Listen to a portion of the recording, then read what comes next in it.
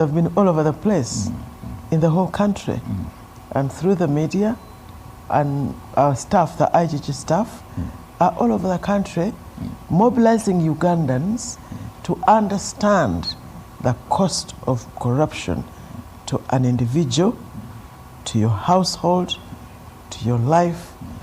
And I think that a good job has been done. I think originally it was two people sitting under the table or in the dark corner and discussing a give and take. Now it has got more sophisticated. It is syndicated. It is planned along a chain of administration from almost the top there through all the people vertically and laterally. People benefit from public resources for their own aggrandizement illegally. So true, it has taken many forms. And of course it includes embezzlement, it includes in procurement, it includes recruitment, in recruitment of staff, when you recruit somebody who is not the right person, the most befitting person for the job, all that is corruption. When you don't do what you should do according to the law. Anytime you bend the law or the regulations for a reason other than public good, it is corrupt. Yes, all right. Awo wenyine wetugenda okubanga tutandikira gwe mukwano gwange ali eyo ampuliriza. Jukira nti ennaku eziyise mabega ayigege azze agenda maaso n'okubanga ayogerako ne bannamawulire omukyala Betty Kamya okusobola okutangaaza eggwanga nga ye kalabalaba oba kaliisoliiso wa gavumenti asobola okubeera nga akwata ku nsonga y'obuli bw'enguzi corruption naddala nga agenda maaso n'okulingiriza ba corrupt officers abagafudde omuze oba omugano mu ggwanga erya Uganda okusobola okulaba nga bazze eggwanga emabega.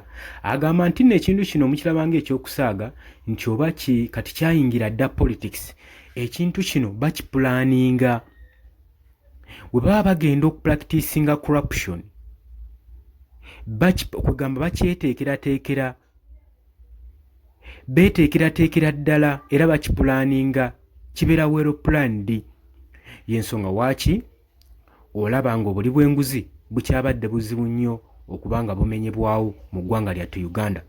Naye newankubadde ayigigi avuddeyo n'asuubiza nti nga batalina kifo kyakwekwekamu ku mulundi guno bonna agenda kuba abakapcharing abakwata asobola okulaba nga enguzi agimala mu ggwanga lyattu Uganda.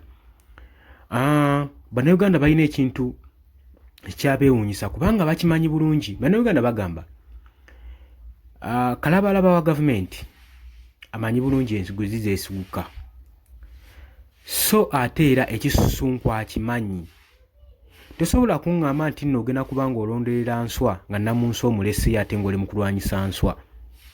Kati bagamba alekerawo okuliisa ebijjanjala empiso kubanga tulabye ba corrupt officers abanene tebakwatibwako. Ne juzi ekifaananyi kye nkusiigidde awo abo abaana abakwatibwa enkya n'eggulo mu kibuga Kampala bagezaako okukwatibwa baakuyo nga beekalakaasa ku bakulembeza bali mu gavumenti omuli sipiika wa paaliyamenti omuli abanene bangi nga bagamba balina okulizayininga olw'ensonga nti nno bagenda maaso n'okuba nga bapracticinga enguzi mu ggwanga lyattu Uganda. Abo bonna ayigigi be bantu bye yandibadde atandikirako, naye tulabawo abasongamu wadde olunwe okuggyako bongera kugulumizibwa kw'ebyo ebikola ebigenda mu maaso n'okukolebwa watali wadde investigation na kunoonyereza oba ddala enguzi eno bayenyigira mu buli bw'enguzi oba nedda, wabula bakirekeraawo olw'okuba nti balina omulimu omunene ogw'okusaavinga n'ogw'okubanga bakola ekyamaanyi nnyo okulaba nga balemeza gavumenti eno esigale ng'eri mu buyinza. Yensonga waaki ate ekyenguzi kyo tebakibatunuuliriza, naye ng'enguzi planingibwa ddala eno kubanga ssente ezo ziba zibudgetingibwa oba ziba ziralocatingibwa ziviira ddala eno mu banene era bakimanyiiko n'ezimuwendo ogenda okutuuka guba gumanyikiddwa.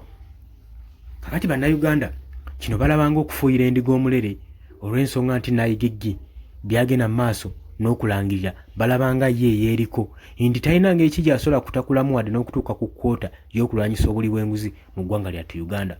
Mwami Yoweri Kaguta Museveni gye buvuddeko emabega ng'omwaka guno gutandika yayolesa eryanyi eriyitiridde nga guggwako yayolesa eryanyi eriyitiridde ogenda mu maaso n'okukwata abali b'enguzi abali mu sectors ez'enjawulo.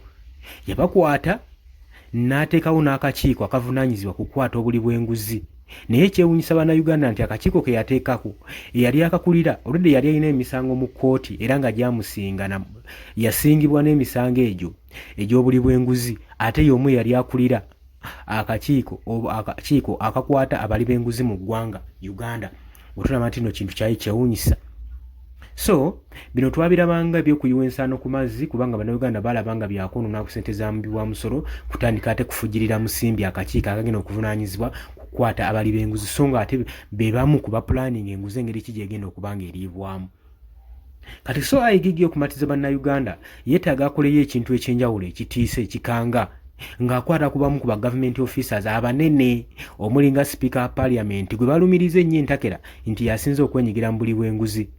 Twagala okulaba nga bano abagenda maaso n'okubba amabaati agali galina okuyamba abanaku b'ekkalamojja nabo bakwatibwako bireme kuggweera awo.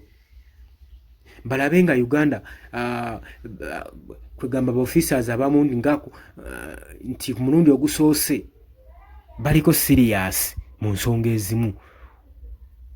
Kale nno ogutaba gutyo munnayuganda talina ngeri ki gy'agenda kumatiramu nti enguzi efumbekedde ekubye eggwanga obwavu ezizza eggwanga emabega esudde ekonomi y'eggwanga nti egenda kubanga emenyebwawo mu bigambo obugambo ebya ayigigi Betty Kamya.